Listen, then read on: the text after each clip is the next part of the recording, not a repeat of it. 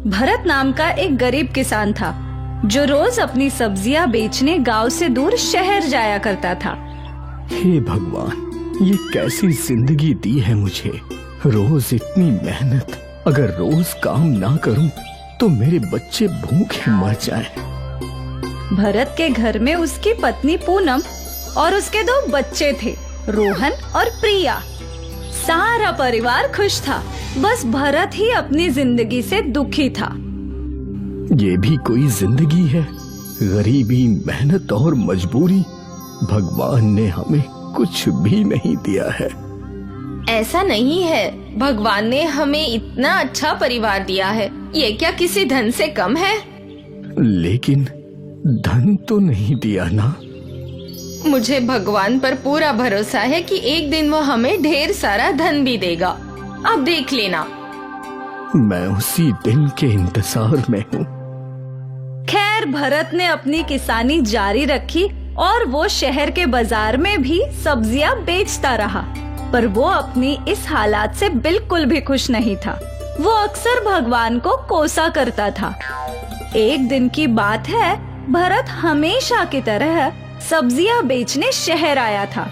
वो road cross कर ही रहा था कि एक ट्रक का ब्रेक फेल हो गया। भरत को हॉस्पिटल में एडमिट करवाया गया। उसका पूरा परिवार परेशान था।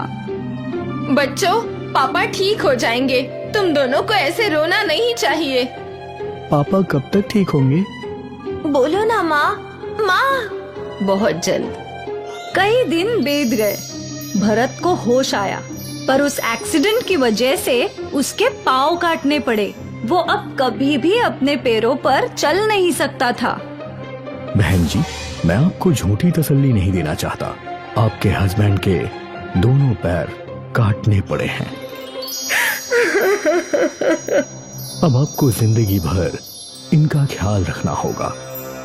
खैर, भरत को घर लाया गया। भरत व्हील चेयर पर ही बैठता था। अब वो किसानी नहीं कर सकता था। कुछ दिनों तक तो जो पैसे थे उससे उन लोगों का दाना पानी चल गया, पर अब पूनम परेशान थी। अब तो कुछ भी करके राशन खरीदना ही होगा। पूनम ने अपने सारे गहने निकाले और उन्हें बेचने जा ही रही थी कि उसके दोनों बच्चे उसके पास आए। माँ, क्या तुम ये गहने बेचने जा रही हो? हाँ बेटा, और कोई रास्ता नहीं है बेटा। नहीं माँ, ये सब पापा ने आपके लिए बनाए थे। इन्हें मत बेचो। अगर हम सब मिलकर पैसे कमाए तो। पर कैसे? आप बहुत अच्छा ढोकला बनाती हो माँ। अगर हम लोग ढोकले का ठेला डाले तो। हाँ, ये तो हम कर सकते हैं। ठीक है, अब हमें ढोकला बनाकर बेचने की तैयारी करनी चाहिए। पूनम और बच्चों ने बाजार में एक ठेला लगा दिया। माँ, हमने तो टेबल लगा दिया है। चलिए शुरू करते हैं। ठीक है। माँ, मुझे क्या करना है? मैं ढोकला बनाकर देती जाऊंगी, तुम ग्राहकों को देना, और प्रिया तुम प्लेट्स को इकट्ठा करके धोना। ठीक है माँ। उन लोगों ने ढोकला बनाना शुरू कर दिया और ढोकले की खुशबू फैलने लगी। अरे वाह, बड़ी अच्छी खुशबू आ रही है। क्या ढोकला तैयार है? हाँ हाँ काका। ठीक है बेटा, मुझे एक प्लेट दे दो। रोहन ने उस आदमी को ढोकला दिया और ढोकला खाकर वो खुश हो गया। ढोकला तो बहुत अच्छा है। 3 प्लेट पार्सल भी पैक कर दो। ये लो पैसे। रोहन ने 3 प्लेट ढोकला पैक कर दिया और उस आदमी को दे दिए। माँ, देखो हमारी पहली कमाई। अच्छा है, पर अब हमें और पैसे कमाने होंगे। तुम्हारे पापा की दवाइयाँ भी खरीदनी है। हाँ, उसके ठेले पर कई और कस्टमर्स आए ढोकला खाने। पहले दिन ही उसकी बहुत अच्छी कमाई हुई। पूनम और बच्चे खुशी खुशी घर लौटे। आज तो अच्छी खासी कमाई हुई है। पापा, ये देखिए। अच्छा है बेटा। अब उम्मीद है कि हम सब मिलकर सब कुछ ठीक कर लेंगे। अब मैं तुम सब पे बोझ बन गया हूँ। नहीं, ऐसा कुछ नहीं है। आप ऐसा विचार दिमाग में बिल्कुल मत लाइए। पूनम भरत को समझा रही थी, पर भरत के दिमाग में विपरीत ही सोच चल रही थी। वो अपने आप को लाचार समझ रहा था। पूनम और बच्चे बाजार में ढोकला बेचते रहे और इससे उनकी आमदनी बढ़ गई। एक हफ्ते में जितने पैसे उन सब ने कमाए थे वो उनकी महीने की आमदनी से भी बहुत ज्यादा थे। माँ देखो कितने सारे पैसे। हाँ, भगवान की कृपा से हम पर पैसों की बारिश हो रही है। काश देवी माँ तुम्हारे पिताजी को भी पहले जैसा बना दे। हाँ माँ, आप चिंता मत कीजिए माँ, देवी माँ हमारी जरूर मदद करेंगी। हाँ। कुछ दिन बीत गए। पूनम और बच्चे बाजार में ढोकला बेच रहे थे और यहाँ घर पर भरत उदास था।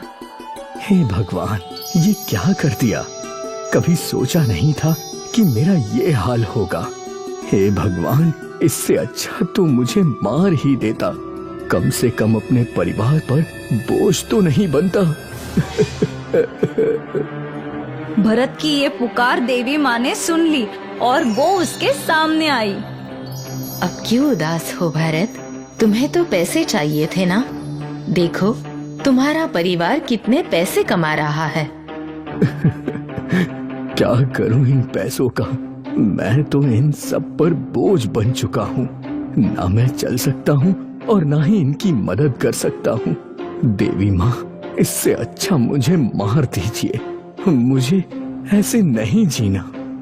तुम जीवन का मूल्य समझ चुके हो भरत। तुम्हें समझ आ गया है कि पैसों से ज्यादा जीवन की खुशहाली ज्यादा महत्व रखती है। मैं यही बात तुम्हें समझाना चाहती थी।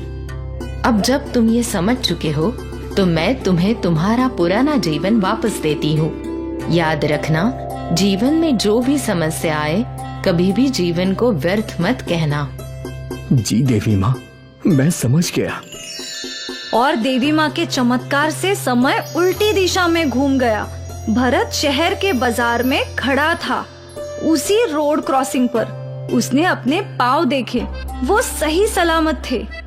धन्यवाद देवी माँ, मैं बहुत खुश हूँ। भरत खुशी खुशी अपने घर गया। उसने अपने बच्चों को गले लगाया। तुम सब मेरी जिंदगी हो। तुमने मेरे लिए वो किया है जो कोई नहीं कर सकता।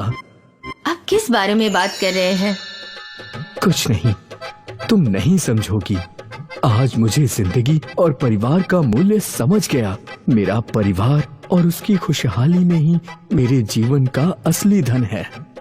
क्या बात है, आज आप कुछ अलग बोल रहे हैं। क्योंकि आज मैं अपने जीवन और उसके सुख से बहुत खुश हूँ। और हमेशा ऐसे ही खुश रहना। पैसों की भागदौड़ में हम जीवन जीना भूल जाते हैं और हमारे जीवन की सच्ची खुशी हमें तभी समझ आती है जब हमारे साथ कुछ बहुत भयानक होता है। हम अक्सर हमारे पास जो नहीं है उसका सोचकर कोसते हैं, पर जो हमारे पास है उसकी खुशी मानना भूल जाते हैं। जीवन में भले ही 100 दुख आए, लेकिन हमें हमेशा खुशी ढूंढनी चाहिए। भीखू एक छोटे से परिवार से था जिसमें उसकी पत्नी मधु और बेटी मीरा थी। दिन ब दिन आपकी आमदनी कम होती जा रही है। आपको ये चाट का व्यापार छोड़कर कोई काम काज करना चाहिए। कम से कम हमारा पेट तो भरेगा। तुम तो जानती हो कि मैं बरसों से ये चाट का ठेला लगा रहा हूँ। अब अगर ये ठेला चल नहीं रहा तो मैं इसे बंद थोड़े ना कर सकता हूँ।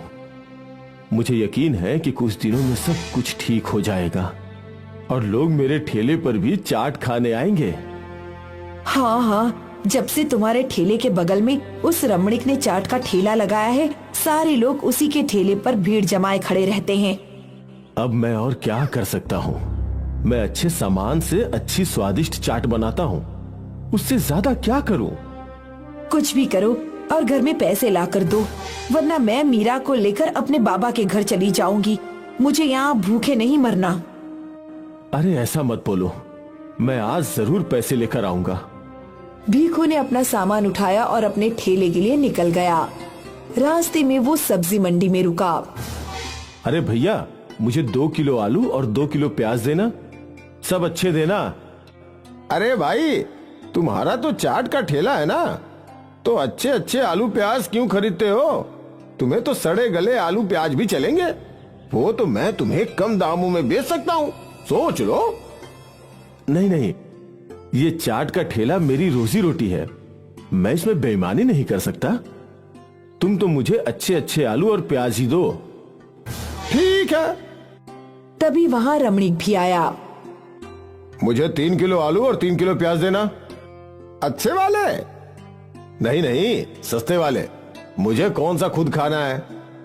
अरे भाई, लेकिन तुम अपने ग्राहक को तो यही खिलाओगे ना, ये अच्छी बात नहीं है।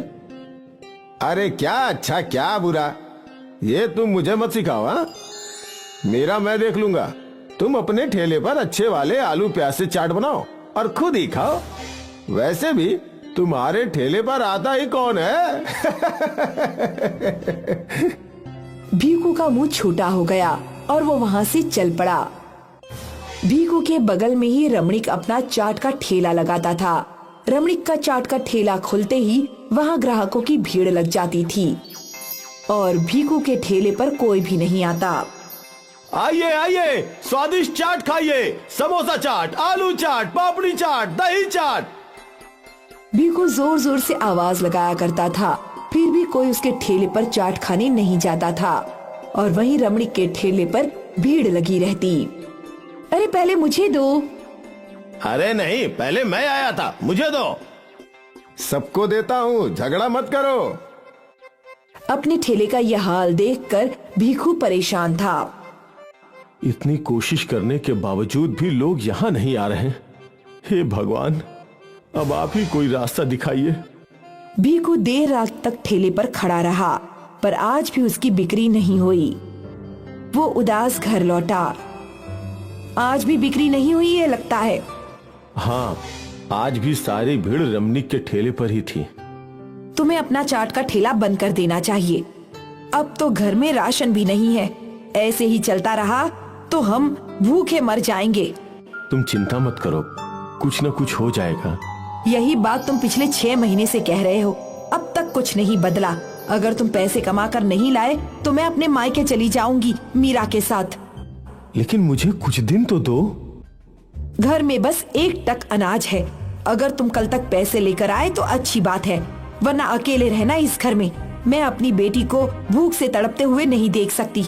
वैसे भी मेरे पिताजी हम दोनों को पाल लेंगे। ठीक है।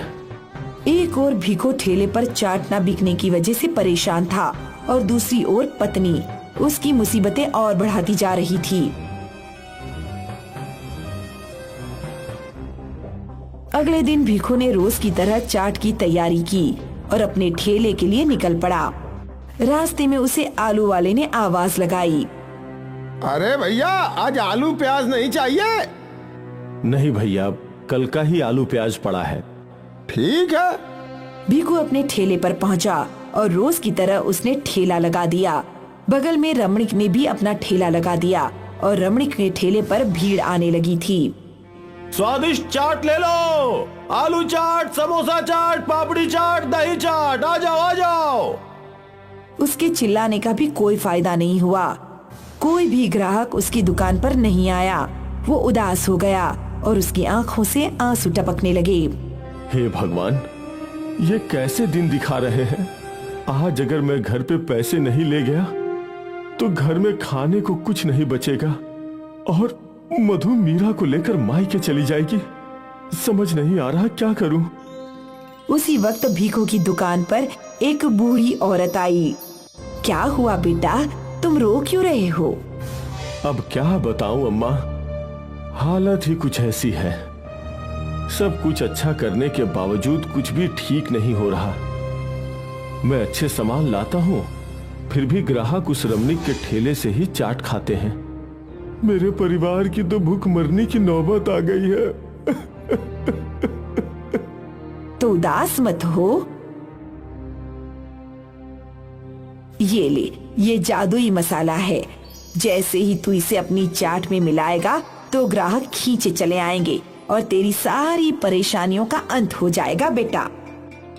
जैसे ही भीखू ने उस बूढ़ी औरत के हाथ से वो जादुई मसाला लिया, वो बूढ़ी औरत गायब हो गई। अरे ये कहाँ गई? अम्मा, अम्मा। भीकू बूढ़ी औरत को ढूंढता रहा पर वो गायब हो चुकी थी। वो औरत कौन थी और कहाँ गई अचानक? क्या ये मसाला सच में जादुई है? भीकू ने मसाले का डिब्बा खोला और थोड़ा सा जादुई चाट मसाला अपने आलू में मिलाया और उसका ऐसा करते ही सारी भीड़ उसके ठेले पर खींची चली आई। मुझे एक दही चाट, मुझे आलू चाट, मुझे तीखी पापड़ी चाट, अभी देता हूँ। भीकू ग्राहकों को चाट बनाते देता गया और ग्राहक बढ़ते ही जा रहे थे। वो एक को चाट देता तो दूसरा आ जाता। आज पहली बार भीकू के पास इतने सारे पैसे थे। कुछ ही घंटों में उसकी सारी चाट खत्म हो गई और वहाँ रमणीक के ठेले पर एक भी ग्राहक नहीं था। रमणीक गुस्से से भीकू की ओर देख रहा था। भीकू ने अपना ठेला बंद किया और अपने घर लौट गया। ये लो भाग्यवान, आज की कमाई। इतने सारे पैसे। और ये ले गुड़िया तेरी चॉकलेट। माँ देखो, पापा मेरे लिए चॉकलेट लाए हैं, मेरे प्यारे पापा। इतने सारे पैसे कहाँ से लाए? ठेले से कमा कर लाया हूँ। भीकू ने मधु को जादुई चाट मसाले के बारे में बताया। वाह, ये तो बहुत अच्छी बात है। अरे अब हमारे अच्छे दिन आ गए हैं, अब से कभी खाली हाथ लौटना नहीं पड़ेगा। लेकिन अगर वो जादुई मसाला खत्म हो गया तो? इसका भी उपाय है मेरे पास। भीकू एक मसाले की बोरी ले आया और उसने वो जादुई मसाला उस बोरी में पलट दिया और पूरी बोरी चमकने लगी। बाप रे! अब ये सारा मसाला जादुई मसाला है। इस तरह हम हमेशा जादुई मसाला बनाते रहेंगे और इतने सारे पैसे रोज कमाएंगे। अगले दिन से भीकू खुशी खुशी अपना ठेला खोलने लगा, क्योंकि ठेला खोलते ही ग्राहकों की भीड़ लग जाती थी। भीकू बहुत खुश था। कुछ दिनों बाद रमणीक ने अपना ठेला वहाँ से हटा दिया। अब उस इलाके में बस भीकू का ही चाट का ठेला था, जहाँ हमेशा ग्राहकों की भीड़ रहती थी। और ये कमाल था जादुई चाट मसाले का। आनंदपुर नाम के गांव में एक गरीब किसान दंपत्ति रहते थे, विक्रम और लता। उनकी खुद की कोई जमीन नहीं थी, इसीलिए वो गांव के एक रईस आदमी भानु की जमीन पर काम किया करते थे। वो जो भी फसल उगाते उसमें से आधी अच्छी भानु खुद ले जाया करता था और बची हुई फसल इनके हिस्से में आया करती थी, जिसे बेचकर उन्हें बहुत ही कम पैसे मिलते थे। ये लो लता, इस फसल की कमाई। इस बार तो पिछली बार से भी कम पैसे मिले हैं। हाँ, अब समझ नहीं आ रहा है कि क्या करूं। सोचा था थोड़ी अच्छी कमाई होगी तो संजय के कॉलेज की फीस निकल जाएगी, पर अब तो वो भी मुश्किल लग रहा है। पिताजी, मैं सोच रहा हूँ कि मैं भी कोई काम करूँ जिससे आप दोनों की थोड़ी मदद हो जाएगी। सोच तो तेरी अच्छी है बेटा, पर इस गांव में काम कहाँ है? आप ही ना एक बार उसे थोड़ी कोशिश तो करने दीजिए, हो सकता है उसके नसीब से ही कोई काम मिल जाए। ठीक है, ढूंढो बेटा। अब संजय काम की तलाश में जुट गया। अगली सुबह वो गांव की हर दुकान, हर व्यवसाय में गया। काका, आपके पास कोई काम है जो मैं कर सकूं? नहीं बेटा, हमारा छोटा सा व्यवसाय है, हम घर वाले ही मिलकर संभाल लेते हैं। जी ठीक है। सुबह से शाम हो गई, संजय को कोई काम नहीं मिला। वो निराश होकर गांव के नुक्कड़ पर बैठ गया। सोचा था कोई नौकरी मिल जाएगी और पिताजी की थोड़ी मदद हो जाएगी, पर मुझे तो कोई नौकरी मिल ही नहीं रही। तभी उसे चिंता में बैठा देख उसका दोस्त मयूर उसके पास आया। क्या हुआ दोस्त, तू इतना परेशान क्यों है? अब क्या बताऊं, पिताजी की मदद करना चाहता हूं पर कोई नौकरी ही नहीं मिल रही है। अरे तो खुद का कोई व्यवसाय शुरू कर लो ना। व्यवसाय के लिए भी तो पैसे चाहिए ना, वो भी तो नहीं है। अरे तो भानु सेठ है ना, वो गांव में हर किसी की मदद करते हैं। तू उनसे उधारी ले ले और धीरे धीरे करके सारे पैसे लौटा देना। ये तो सही रहेगा, पर मैं कौन सा व्यवसाय करूं? मयूर ने यहाँ वहाँ नजर घुमाई। गांव में हर चीज थी। तभी दो औरतें बातें करती हुई जा रही थी।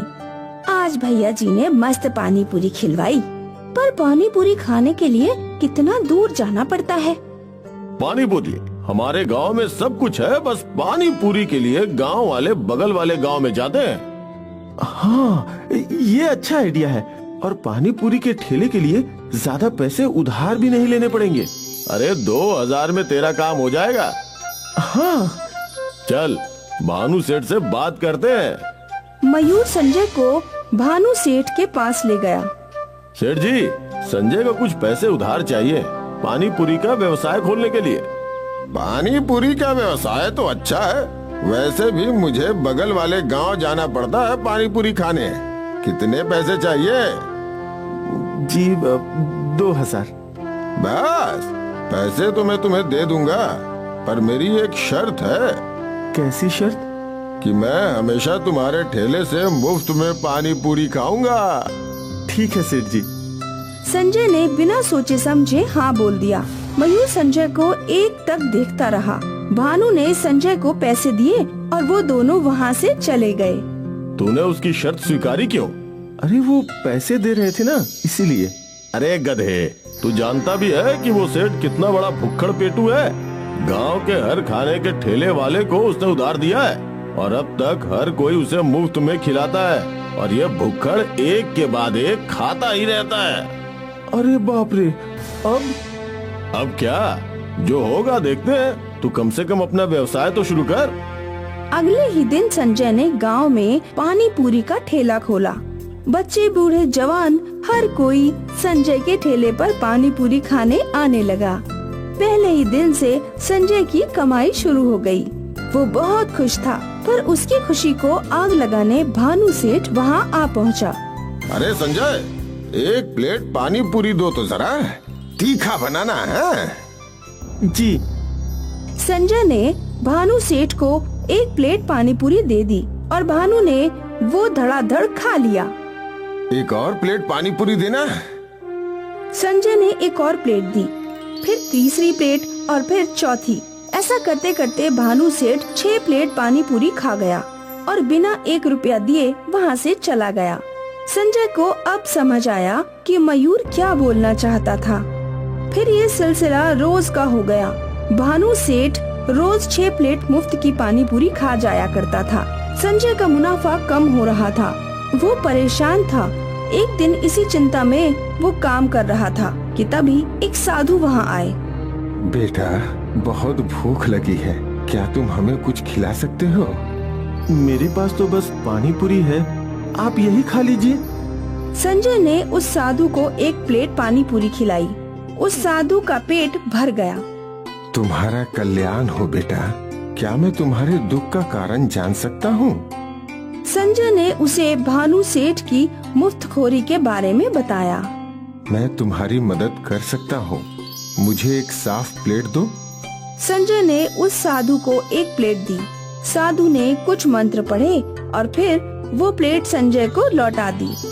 अब ये जादुई प्लेट है, इसमें तुम जो भी रखोगे वो एक के बाद एक आता ही जाएगा, पर ध्यान रहे इसका एक ही बार उपयोग होगा। समझदारी से इसका इस्तेमाल करना, तुम्हारा कल्याण हो। साधु संजय को आशीर्वाद देकर वहाँ से चले गए। कुछ देर बाद वहाँ भानु सेठ आया। संजय, 1 प्लेट पानी पूरी दो बेटा। सेठ जी, मेरे पास आपके लिए एक चुनौती है। मैं आपको 1 प्लेट पानी पूरी दूंगा।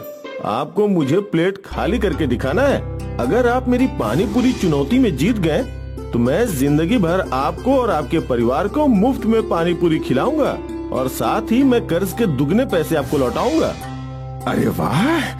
पर अगर आप मेरी चुनौती में हार गए तो आप गांव के किसी भी ठेले पर कभी भी मुफ्त में खाना नहीं खाएंगे। क्या आपको ये मंजूर है?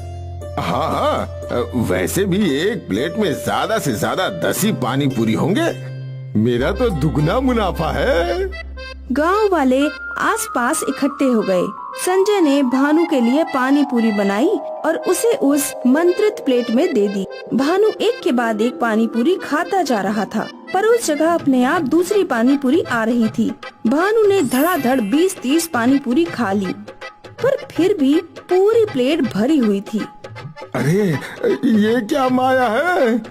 ये प्लेट खाली क्यों नहीं हो रही? यही तो चुनौती है।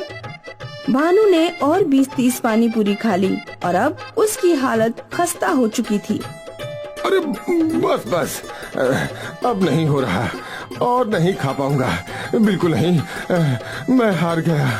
तो अब से आप कभी मुफ्त में खाना नहीं खाएंगे पूरे गांव में? हाँ, नहीं खाऊंगा। भानु सेठ अपना मोटा पेट पकड़कर अपने घर की ओर दौड़ गया। सारे गांव वाले उसकी ये हालत देखकर हंस पड़े और संजय की जादुई पानी पूरियों ने गांव वालों को भानु की मुफ्तखोरी से आजाद कर दिया। चना जोर गरम, चना जोर गरम, चना जोर गरम। बुंदेला के बाजार में ये आवाज सुनते ही लोग हरिया की ओर खींचे चले आते। जो भी उसके चना जोर गरम खाता वो तारीफ किए बिना रुक नहीं पाता। अरे वाह, क्या बढ़िया चना जोर गरम है। इससे अच्छा चना जोर गरम कहीं नहीं मिलता भैया। अरे ऐसा क्या डालते हो इसमें भैया? अरे भैया, हमरा पुश्तैनी स्पेशल मसाला, सारा स्वाद उन मसालों का ही है। बहुत ही बढ़िया भैया, बहुत ही बढ़िया। हमको 20 रुपए का और दे दो, घर ले जाएंगे और अपनी लुगाई को खिलाएंगे। हाँ ठीक है भैया जी, ठीक है। हरिया चलते फिरते लोगों को चना जोर गरम बेचा करता था और उसकी अच्छी खासी कमाई हुआ करती थी। संदीप हरिया को रोज देखता और रोज मन ही मन में सोचा करता था, ये हरिया बिना दुकान या ठेले के बहुत अच्छा कमाता है, और एक हम हैं, भेल की दुकान डाल के बैठे हैं। ससुरे ग्राहक ही नहीं आते यहाँ तो। लगता है बुंदेला के लोगों को चना जोर गरम ज्यादा ही पसंद है। हाँ वो तो है। तो क्यों ना आप भी चना जोर गरम बेचे? अरे मैं भी वही सोच रहा हूँ। कल ही बाजार से चना जोर गरम और मसाला लेके आते हैं, फिर देखेंगे कि कैसे ये हरिया हमरे सामने टिकता है। संदीप और उसकी पत्नी को लग रहा था कि चना जोर गरम बेचना आसान होगा। अगले दिन संदीप ने अपनी भेल की दुकान में चना जोर गरम भी रखा और बाहर चना जोर गरम की तस्वीर भी लगा दी। तस्वीर देखकर एक औरत उसके दुकान पर आई। अरे भैया, तुम भी चना जोर गरम रखने लगे हो क्या? हाँ दीदी, आप कहें तो बना दें क्या? हाँ बनाओ, आज तुम्हारे हाथों का स्वाद भी चख लेते हैं। हरिया भैया जितना अच्छा भी नहीं है। इसके बाद कई और लोगों ने संदीप का चना जोर गरम चखा और सब ने संदीप को यही बताया। और कुछ देर बाद जब हरिया घूमता घूमता वहाँ पहुँचा तो सारे ग्राहक उसके पास चले गए। अरे भैया, हमको 20 रुपए का दे दो, हमको भी। ग्राहकों को ऐसा भागता देख संदीप और जलने लगा। जाने इस हरिया ने ग्राहकों पर क्या जादू कर रखा है। सुने नहीं, उसके मसाले में जादू है, और हमने ये भी सुना है कि ये उसका खानदानी मसाला है। उसके दादा परदादा बताए गए थे। तो अब हम क्या करें? तुम उस मसाले को बनाने का तरीका सीख लो तो सारे ग्राहक तुम्हारे। अरे तरीका सीखना इतना सरल है क्या? सरल तो नहीं है, पर हमारे पास एक आइडिया है। मधु ने संदीप के कान में अपना आइडिया बताया और दोनों मुस्कुराने लगे। अगले दिन हरिया के घर के बाहर 15 साल का लड़का भीख मांगने आया। उसने हरिया का दरवाजा खटखटाया। अरे भैया, कुछ खाने को दे दो, 2 दिन से भूखे हैं। हरिया दयालु था। वो तुरंत घर के भीतर गया और उस बच्चे के लिए खाना ले आया। उस बच्चे ने हड़बड़ी में खाना खाया और फिर हरिया ने उससे पूछा, अरे तुम यहाँ अकेले क्या कर रहे हो? तुम्हारे माता पिता कहाँ हैं? पिताजी तो बचपन में मर गए और माँ को मरे 2 महीने हो गए। तब से यहाँ वहाँ काम की तलाश में भटक रहे हैं। भूखे पर हमको कोई काम ही नहीं देता। अरे रो मत मुन्ना, हम है ना।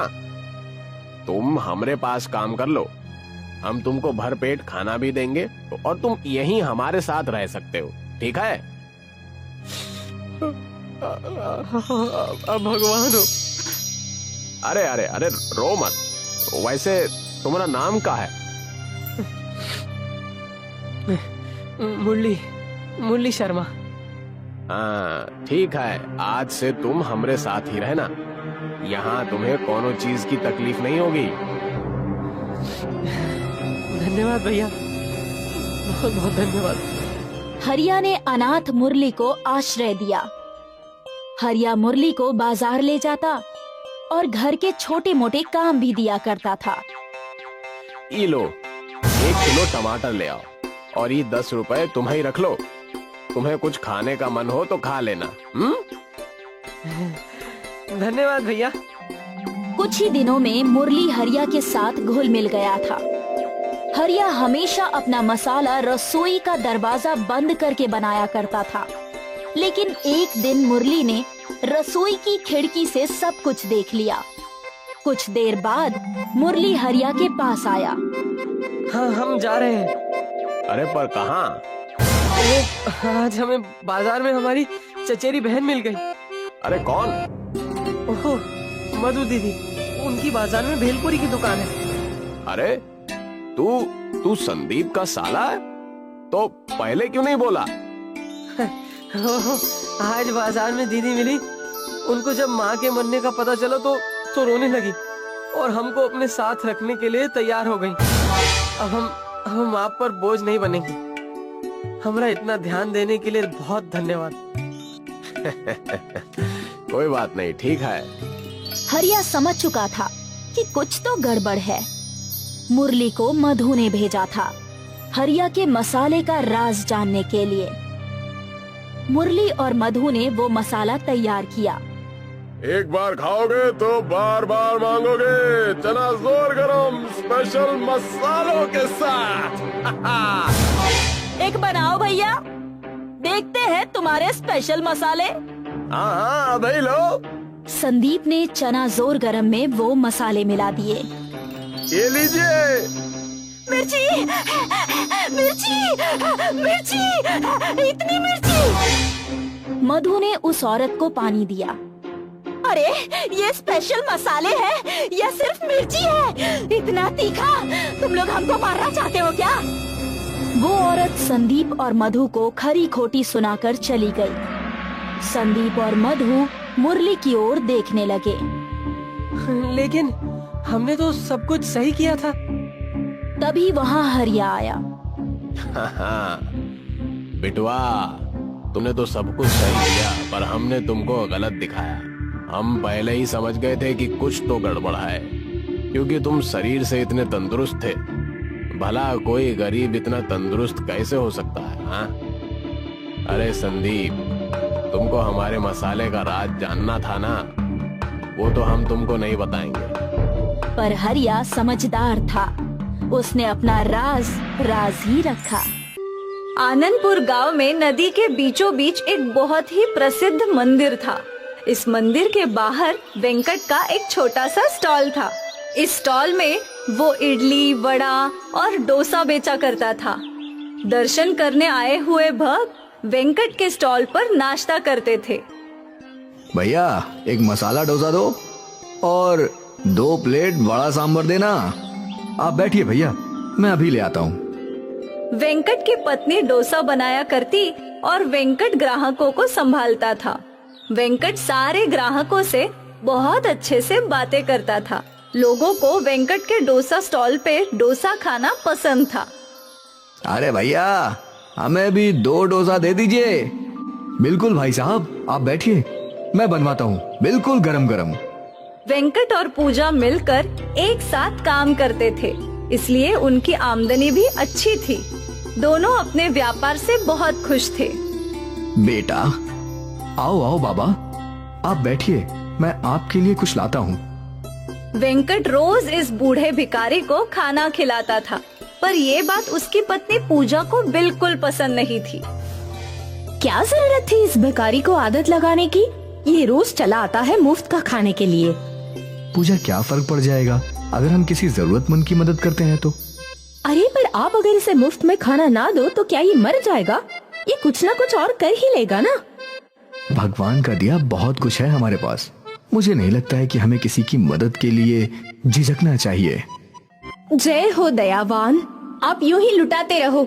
ऐसा ही चलता रहा तो यहाँ भिखारियों की लाइन लग जाएगी, लाइन। मुझसे जितना बन पड़ेगा उतना करूँगा, बाकी भगवान मालिक है। वेंकट ने उस बूढ़े भिखारी के लिए कुछ वड़े, इडली और चटनी भरी और उसे दे दी। भगवान तुम्हारा भला करे। बूढ़ा भिखारी खाने लगा। तभी वहाँ मंदिर का पंडित आया। पंडित दिखने में गोल मटोल था, छोटा कद और मोटी तोंड। जय माता दी। जय माता जी। पंडित जी आइए, आइए ना, बैठिए। पूजा ने पंडित के लिए टेबल साफ किया और पंडित बैठ गया। क्या खाएंगे आप पंडित जी? 2 प्लेट वड़ा, 2 प्लेट इडली, 2 डोसा। आज के लिए बस इतना ही। अभी लाती हूँ। पूजा पंडित की सेवा में जुट गई। तभी वेंकट उसके पास गया। मैं इस बाबा को मुफ्त खिलाता हूँ, वो तो गरीब है। ये पंडित तो बहुत अमीर है, तो इसे मुफ्त खिलाती है। ब्राह्मणों के बारे में ऐसा नहीं बोलते। शास्त्रों में लिखा है ब्राह्मणों को खिलाने से पुण्य मिलता है। और जब से मैंने इस पंडित को खिलाना शुरू किया है, देखो हमारा धंधा बढ़ गया है। जैसी जिसकी सोच, तुम इस ब्राह्मण की सेवा करो। मैं जा रहा हूँ भगवान जी के दर्शन करने। ठीक है, जाओ। वेंकट मंदिर में पहुंचा और उसने भगवान जी के सामने हाथ जोड़ा। हे प्रभु, हमेशा मेरे साथ रहना और सबका भला करना। मेरी पत्नी सोचती है कि भरे हुए पेटों को भरकर वो पुण्य कमाएगी। मैं जानता हूँ ये गलत है प्रभु, पर अपनी कृपा उस पर भी बनाए रखना। वेंकट अपने साथ सभी का भला चाहता था। वो एक बहुत अच्छा इंसान था। अपनी पत्नी से चुप चुप कर वो गरीब लोगों को मुफ्त में खाना खिलाया करता था। भगवान तेरा भला करे। वेंकट को जरूरतमंदों की मदद करने से बहुत खुशी मिलती थी, इसलिए वो छुपते छुपाते अच्छे काम करता ही रहता था। वही उसकी पत्नी पूजा मतलबी थी। वो सोचती थी कि भगवान उनका ही भला करे और इसी वजह से वो ब्राह्मणों की सेवा किया करती थी। खैर, ये सिलसिला चलता रहा। वेंकट और पूजा का डोसा स्टॉल भी ठीक ही चल रहा था। वेंकट गरीबों की मदद करता और पूजा ब्राह्मणों की सेवा करती। रोज सुबह 5 बजे की पहली नाव पकड़कर वेंकट और पूजा मंदिर पहुंचते थे और फिर वहां अपना व्यापार लगाया करते थे और सुबह से ही उनके ठेले पर ग्राहक आ जाते थे। फिर बरसात का मौसम आया। वेंकट और पूजा रोज की तरह नाव में सवार थे। आज लगता है तेज बरसात होगी। मतलब ग्राहक कम होंगे। वो तो है, पर जितने भी लोग हैं उनको भूखा थोड़ी रख सकते हैं। ठीक है, लेकिन जब मंदिर खाली हो जाएगा हम घर लौट आएंगे। ठीक है। वेंकट और पूजा नदी पार करके मंदिर के पास पहुँचे और रोज की तरह उन दोनों ने अपना ठेला लगाना शुरू किया। बरसात तेज हो रही थी। मुझे नहीं लगता आज कुछ खास ग्राहक आएंगे। देखते हैं। बस तभी 2-3 लोग उनके ठेले पे आए। आइए आइए भैया, बैठिए। हमें 3 प्लेट इडली और 2 प्लेट वड़ा दे दो। जी, अभी लाया। पूजा ने इडली वड़े तैयार किए और वेंकट ने ग्राहकों को दे दिए। ग्राहकों ने खाना शुरू किया। उन सबका खाकर खत्म हो गया, पर फिर भी बरसात नहीं रुकी। लगता नहीं है आज ये बरसात रुकेगी। हाँ, बरसात के कारण मंदिर में श्रद्धालु भी कम हैं। उस आदमी ने वेंकट को पैसे दे दिए। हम लोग कुछ देर यहीं इंतजार करेंगे, बरसात रुकते ही चले जाएंगे। जी चलेगा। वो लोग काफी देर तक इंतजार करते रहे, पर बरसात नहीं थमी। फिर वो लोग भीगकर नदी तक पहुँचे। नदी का विकराल रूप देखकर वो हैरान थे। नदी में एक भी नाव नहीं थी और नदी के पानी का स्तर बढ़ता ही जा रहा था। वो लोग दौड़ते हुए वेंकट के पास आए और उसे ये सब बताया। ये बाढ़ हम सबको डुबा देगी, हम में से कोई नहीं बचेगा। तभी उनके सामने वो बूढ़ा भिखारी आया। बचाने वाला वो है तो भला कोई क्या मारेगा। यहाँ हम सबकी जान पर बनाई है और ये भिखारी हंस रहा है। हमें कुछ तो करना होगा। हे भगवान, हम सबको सुरक्षित किनारे पहुँचा दो। हे भगवान कृपा करो। वेंकट भगवान जी से प्रार्थना करने लगा। तभी उस बूढ़े भिखारी ने सामने रखी एक डोसे की प्लेट उठा ली। हम सब इतने बड़े खतरे में हैं और तुझे खाने की पड़ी है। मेरे पीछे आओ। भिखारी के साथ सभी लोग नदी के पास पहुँचे। भिखारी ने उस डोसे की प्लेट को जमीन पर रख दिया और अपनी आंखें बंद कर ली और जादू से उस डोसे का आकार बढ़ने लगा। डोसे का आकार इतना बड़ा हो गया कि मानो बड़ी नाव हो। वहाँ खड़े सभी लोग हैरान थे। ये जादुई विशाल डोसा नाव नदी को बड़ी आसानी से पार करा लेगी। तुम सब इसमें बैठ जाओ। सभी लोग नाव में बैठ गए सिवाय उस भिखारी के। आप भी आइए। नहीं बेटा, मुझे बचाने वाला वो है, तुम सब जाओ। भिखारी के इशारा करते ही विशाल डोसा नाव नदी में तैरने लगी। पानी की बड़ी बड़ी लहरों का उस नाव पर कोई असर नहीं था। अंदर बैठे सभी लोग सुरक्षित थे। वो सभी लोग दूसरी ओर पहुंच गए। सभी ने भगवान जी का शुक्रिया किया और उनके उतरते ही विशाल डोसा नाव पानी में डूब गई। आज वेंकट के साथ सभी लोगों ने एक करिश्मा देखा था, विशाल डोसा बोट का करिश्मा। शायद वेंकट की अच्छाई ही थी कि उसे जादुई विशाल डोसा बोट बचाने आई थी। मुत्तू और लक्ष्मी दोनों कंस्ट्रक्शन साइट पर काम करते थे। मुत्तू एक मिस्त्री था और लक्ष्मी एक मजदूर थी। हाय मेरी कमर। कितनी बार बोला है तुमको कि ये काम छोड़ दो, तुम्हारी उम्र होती जा रही है। अब इतनी मेहनत मशक्कत का काम तुमसे नहीं हो पाएगा। ऐसा बोल रहे हो जैसे मैं ये काम खुशी से कर रही हूँ। एक बार रश्मि की शादी हो जाए फिर मैं काम करना बंद कर दूंगी। हाँ हाँ जानता हूँ, रश्मि की शादी तक तुम मेरी एक नहीं सुनोगी। मुत्तू नहीं चाहता था कि लक्ष्मी काम करे, पर लक्ष्मी को पैसे इकट्ठे करने थे रश्मि की शादी के लिए। मुत्तू और लक्ष्मी की बेटी रश्मि बड़ी हो चुकी थी और वो लोग उसकी शादी का सोच रहे थे। अम्मा देखो आज मैंने क्या बनाया। ये क्या है? पिज्जा उत्तप्पा। पिज्जा उत्तप्पा? ये क्या होता है? अम्मा इतना मत सोचो, खा कर देखो। रश्मि ने अपने अम्मा अप्पा को वो पिज्जा उत्तप्पा खिलाया। ये तो कमाल है। पसंद आया ना आपको? हाँ, तू जो भी बनाती है कमाल का बनाती है। आप लोग ये सब खाओ, मैं ये एक अपने दोस्तों के लिए ले जाती हूँ। और अप्पा मुझे कॉलेज में एडमिशन मिल गया है, फीस भरनी है 1 तारीख को। ठीक है। रश्मि पिज्जा उत्तप्पा लेकर चली गई और यहाँ मुत्तू और लक्ष्मी बातें करने लगे। क्या जरूरत है इसे आगे बढ़ाने की? उसका मन है, पढ़ने दो। पर पढ़ाई पे खर्चा भी बहुत हो रहा है, उसका क्या करेंगे? तुम इतनी चिंता मत किया करो, कुछ ना कुछ हो जाएगा। रश्मि घर से तो ये बोल के निकली थी कि वो अपने दोस्तों से मिलने जा रही थी, पर वो पिज्जा उत्तप्पा अपने एक खास दोस्त के लिए लाई थी, विष्णु। रश्मि और विष्णु एक दूसरे को बहुत पसंद करते थे। ये लो विष्णु। अब ये क्या?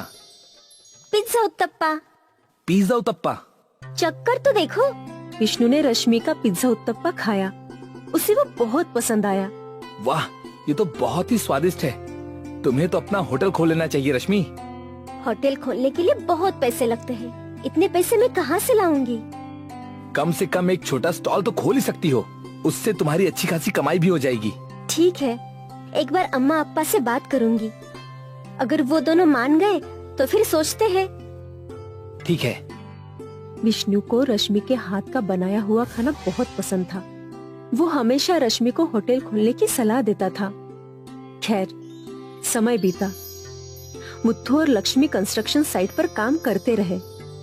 एक दिन मुत्थू बाम्बू पे चढ़कर प्लास्टर लगा रहा था। एकाएक उसके पैरों के नीचे का बाम्बू टूट गया और वो जमीन पर आ गिरा। तुरंत ही एम्बुलेंस बुलाई गई और मुत्तू को अस्पताल ले जाया गया। मुत्तू के पैरों की हड्डी टूट गई थी। डॉक्टर ने ऑपरेशन शुरू कर दिया। ऑपरेशन का सारा खर्चा बिल्डर ने उठाया। मुत्थू जी, आपको कुछ महीने लगेंगे अपने पैरों पर खड़े होने के लिए। आपके पैरों में रॉड लगी है। अब आप पहले जैसे पूरे दिन खड़े नहीं रह पाएंगे। ये सुनकर मुत्थू और उसका पूरा परिवार दुखी हो गया। अगर मैं खड़ा नहीं रह पाऊंगा तो काम कैसे करूंगा? अब आप उसकी चिंता मत कीजिए, पहले आप ठीक हो जाइए। यह हादसा अभी ही होना था। अभी तो तेरी शादी के लिए मुझे पैसे भी इकट्ठे करने हैं। अप्पा, आप ये सब मत सोचिए, आप बस जल्दी से जल्दी ठीक हो जाइए। हाँ, मैं तो काम पर जाऊंगी ही, उससे हमारा घर चल ही जाएगा। अम्मा, मैं सोच रही थी कि मैं भी काम करूं। तू बहुत छोटी है, तू अभी से काम क्यों करेगी? अप्पा, मैं अपना खाने का ठेला डालना चाहती हूँ। वैसे भी सभी को मेरे हाथ का खाना बहुत पसंद है। ये सब तो ठीक है, तू बेचेगी क्या? डोसा, इडली, वड़ा। ठीक है, इसमें मैं तेरी मदद भी कर सकती हूँ। मुझे कोई एतराज नहीं है। तू कॉलेज भी जा पाएगी और काम भी कर पाएगी। रश्मि का ठेला खोलने का आइडिया मुत्तू और लक्ष्मी को बहुत पसंद आया। इस बहाने उन दोनों को आर्थिक मदद भी मिल जाएगी। अगले ही दिन रश्मि ने घर के बाहर ही ठेला लगाया। वो अपने ठेले पे इडली, वड़ा और डोसा बेच रही थी। हेलो, 1 प्लेट वड़ा देना। जी। रश्मि का वड़ा स्वादिष्ट था, इसलिए लोगों को पसंद आ रहा था। उस आदमी ने रश्मि को पैसे दिए और उन पैसों को देखकर रश्मि खुश थी। ये उसकी पहली कमाई थी। इस ग्राहक के बाद कई और ग्राहक इडली वड़ा खाने आए। कुछ देर बाद वहाँ विष्णु आया।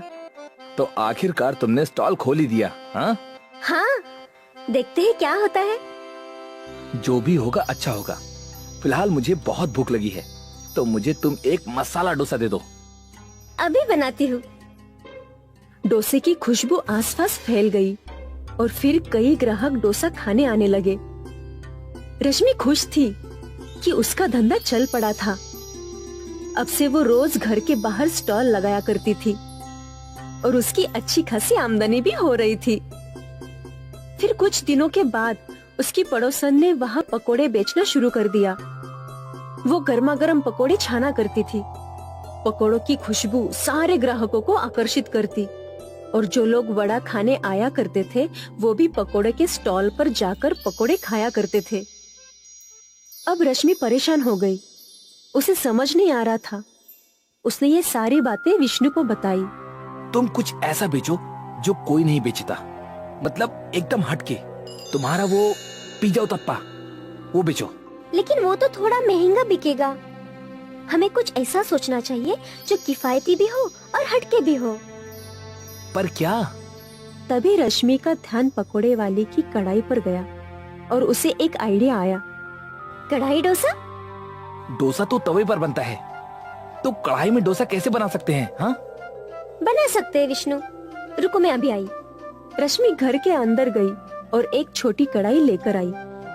रश्मि ने तवा हटाकर कढ़ाई चूल्हे पर रख दी और फिर उसमें डोसा का आटा डाला और कढ़ाई को हिलाकर आटा फैला दिया और फिर डोसे के पकने का इंतजार करने लगी। जैसे ही डोसा पक गया, उसने वो डोसा निकालकर प्लेट पर रख दिया और उसमें चटनी और सांभर डाल दिया। ये देखो कढ़ाई डोसा। वाह, ये कितना अलग दिख रहा है और स्वाद भी अलग होगा। खाओ। विष्णु वो कढ़ाई डोसा खा ही रहा था कि वहाँ 2 लड़के आए। मुझे भी ना एक ऐसा ही डोसा देना। मुझे भी। रश्मि ने एक एक करके 2 डोसे बनाए और दोनों को दे दिए। अच्छा है। वैसे इसे बोलते क्या है? कढ़ाई डोसा। और इसी दिन से रश्मि का कढ़ाई डोसा मशहूर हो गया। लोगों ने डोसा हमेशा तवे पे बनते देखा था, लेकिन ये अलग था और स्वादिष्ट भी था। रश्मि के स्टॉल पर ग्राहकों की गर्दी बढ़ गई थी। देखते ही देखते उसने बड़ा दुकान खोल दिया और अब उसके अम्मा अप्पा भी उसी के साथ काम करते थे। रश्मि अपने कढ़ाई डोसे की वजह से दिन दुगनी रात चौगनी तरक्की कर रही थी। रश्मि ने विष्णु को अभी अपने अम्मा अप्पा से मिलवाया और उन दोनों की शादी तय हो गई। तुझे इसकी शादी के लिए पैसों की चिंता थी ना? देख, आज ये इतना कमा रही है कि ये हम दोनों को अच्छे से संभाल सकती है। हाँ, सोचा नहीं था कि हमारी रश्मि इतने पैसे कमाएगी कि हमें इसकी शादी के बारे में सोचना ही नहीं पड़ेगा। कुछ महीनों बाद रश्मि और विष्णु की बड़ी धूमधाम से शादी हुई और अब चारों मिलकर रश्मि का कढ़ाई डोसा सेंटर चलाते थे। एक छोटे से आइडिया ने रश्मि की किस्मत बदल दी। भीखू एक छोटे से परिवार से था जिसमें उसकी पत्नी मधु और बेटी मीरा थी। दिन ब दिन आपकी आमदनी कम होते जा रही है। आपको ये चाट का व्यापार छोड़कर कोई काम काज करना चाहिए। कम से कम हमारा पेट तो भरेगा। तुम तो जानती हो कि मैं बरसों से ये चाट का ठेला लगा रहा हूँ। अब अगर ये ठेला चल नहीं रहा तो मैं इसे बंद थोड़े ना कर सकता हूँ। मुझे यकीन है कि कुछ दिनों में सब कुछ ठीक हो जाएगा और लोग मेरे ठेले पर भी चाट खाने आएंगे। हाँ हाँ, जब से तुम्हारे ठेले के बगल में उस रमणीक ने चाट का ठेला लगाया है, सारे लोग उसी के ठेले पर भीड़ जमाए खड़े रहते हैं। अब मैं और क्या कर सकता हूँ? मैं अच्छे सामान से अच्छी स्वादिष्ट चाट बनाता हूँ। उससे ज्यादा क्या करूँ? कुछ भी करो और घर में पैसे ला कर दो, वरना मैं मीरा को लेकर अपने बाबा के घर चली जाऊंगी। मुझे यहाँ भूखे नहीं मरना। अरे ऐसा मत बोलो, मैं आज जरूर पैसे लेकर आऊंगा। भीखू ने अपना सामान उठाया और अपने ठेले के लिए निकल गया। रास्ते में वो सब्जी मंडी में रुका। अरे भैया, मुझे 2 किलो आलू और 2 किलो प्याज देना, सब अच्छे देना। अरे भाई, तुम्हारा तो चाट का ठेला है ना, तो अच्छे अच्छे आलू प्याज क्यों खरीदते हो? तुम्हें तो सड़े गले आलू प्याज भी चलेंगे। वो तो मैं तुम्हें कम दामों में बेच सकता हूँ, सोच लो। नहीं नहीं, ये चाट का ठेला मेरी रोजी रोटी है, मैं इसमें बेईमानी नहीं कर सकता। तुम तो मुझे अच्छे अच्छे आलू और प्याज ही दो। ठीक है। तभी वहाँ रमणीक भी आया। मुझे 3 किलो आलू और 3 किलो प्याज देना। अच्छे वाले? नहीं नहीं, सस्ते वाले। मुझे कौन सा खुद खाना है? अरे भाई, लेकिन तुम अपने ग्राहक को तो यही खिलाओगे ना, ये अच्छी बात नहीं है।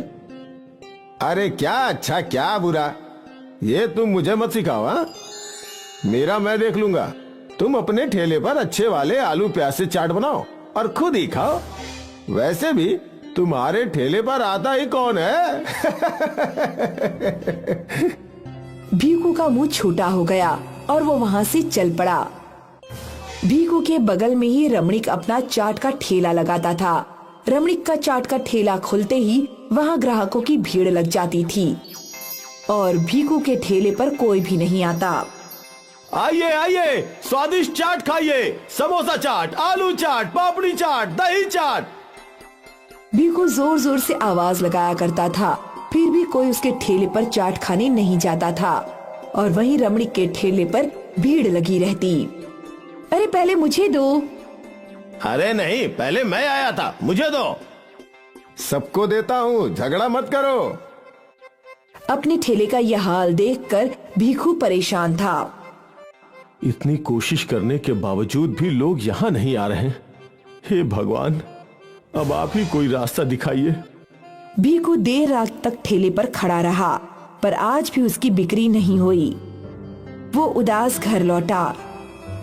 आज भी बिक्री नहीं हुई है लगता है। हाँ, आज भी सारी भीड़ रमणीक के ठेले पर ही थी। तुम्हें अपना चाट का ठेला बंद कर देना चाहिए। अब तो घर में राशन भी नहीं है। ऐसे ही चलता रहा तो हम भूखे मर जाएंगे। तुम चिंता मत करो, कुछ न कुछ हो जाएगा। यही बात तुम पिछले 6 महीने से कह रहे हो, अब तक कुछ नहीं बदला। अगर तुम पैसे कमा कर नहीं लाए तो मैं अपने मायके चली जाऊंगी मीरा के साथ। लेकिन मुझे कुछ दिन तो दो। घर में बस 1 टक अनाज है। अगर तुम कल तक पैसे लेकर आए तो अच्छी बात है, वरना अकेले रहना इस घर में। मैं अपनी बेटी को भूख से तड़पते हुए नहीं देख सकती। वैसे भी मेरे पिताजी हम दोनों को पाल लेंगे। ठीक है। एक ओर भीखू ठेले पर चाट न बिकने की वजह से परेशान था और दूसरी ओर पत्नी उसकी मुसीबतें और बढ़ाती जा रही थी। अगले दिन भीखू ने रोज की तरह चाट की तैयारी की और अपने ठेले के लिए निकल पड़ा। रास्ते में उसे आलू वाले ने आवाज लगाई। अरे भैया, आज आलू प्याज नहीं चाहिए? नहीं भैया, कल का ही आलू प्याज पड़ा है। ठीक है। भीखू अपने ठेले पर पहुंचा और रोज की तरह उसने ठेला लगा दिया। बगल में रमणीक ने भी अपना ठेला लगा दिया और रमणीक के ठेले पर भीड़ आने लगी थी। स्वादिष्ट चाट ले लो, आलू चाट, समोसा चाट, पापड़ी चाट, दही चाट, आ जाओ आ जाओ। उसके चिल्लाने का भी कोई फायदा नहीं हुआ। कोई भी ग्राहक उसकी दुकान पर नहीं आया। वो उदास हो गया और उसकी आंखों से आंसू टपकने लगे। हे भगवान, ये कैसे दिन दिखा रहे हैं। आज अगर मैं घर पे पैसे नहीं ले गया तो घर में खाने को कुछ नहीं बचेगा और मधु मीरा को लेकर मायके चली जाएगी। समझ नहीं आ रहा क्या करूं।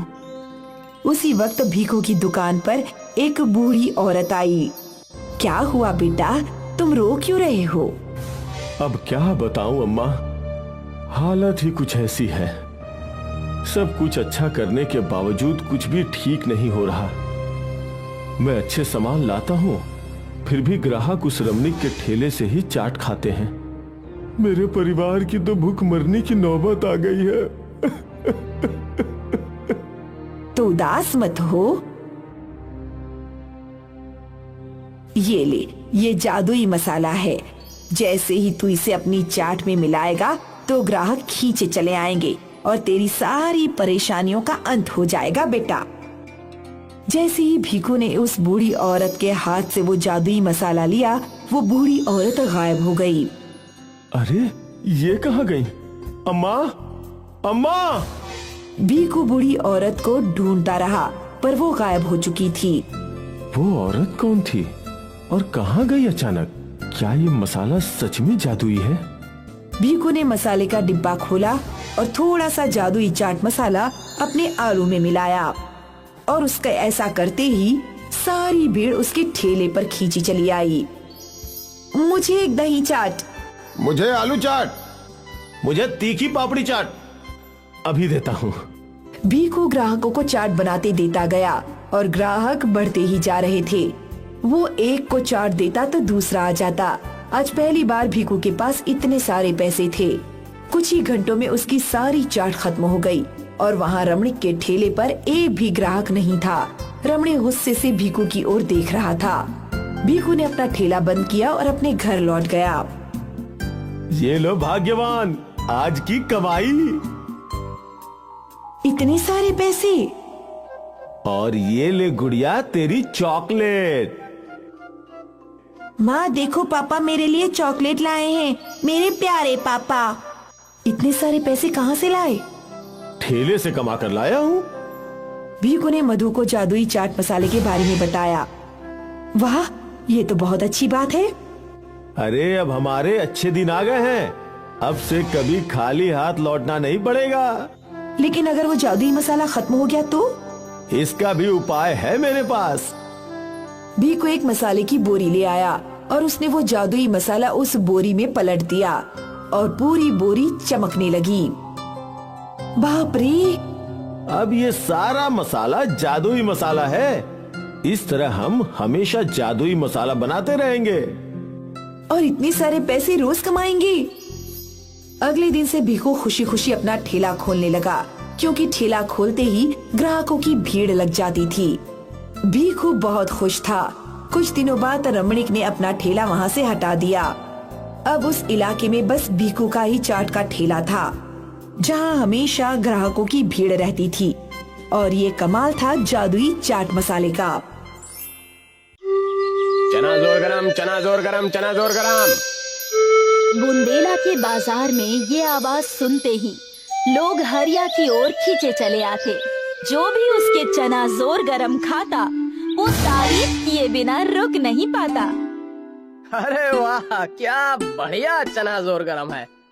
इससे अच्छा चना जोर गरम कहीं नहीं मिलता भैया। अरे ऐसा क्या डालते हो इसमें भैया? अरे भैया, हमरा पुश्तैनी स्पेशल मसाला। सारा स्वाद उन मसालों का ही है। बहुत ही बढ़िया भैया, बहुत ही बढ़िया। हमको 20 रुपए का और दे दो, घर ले जाएंगे और अपनी लुगाई को खिलाएंगे। हाँ ठीक है भैया जी, ठीक है। हरिया चलते फिरते लोगों को चना जोर गरम बेचा करता था और उसकी अच्छी खासी कमाई हुआ करती थी। संदीप हरिया को रोज देखता और रोज मन ही मन में सोचा करता था, ये हरिया बिना दुकान या ठेले के बहुत अच्छा कमाता है और एक हम हैं, भेल की दुकान डाल के बैठे हैं। ससुरे ग्राहक की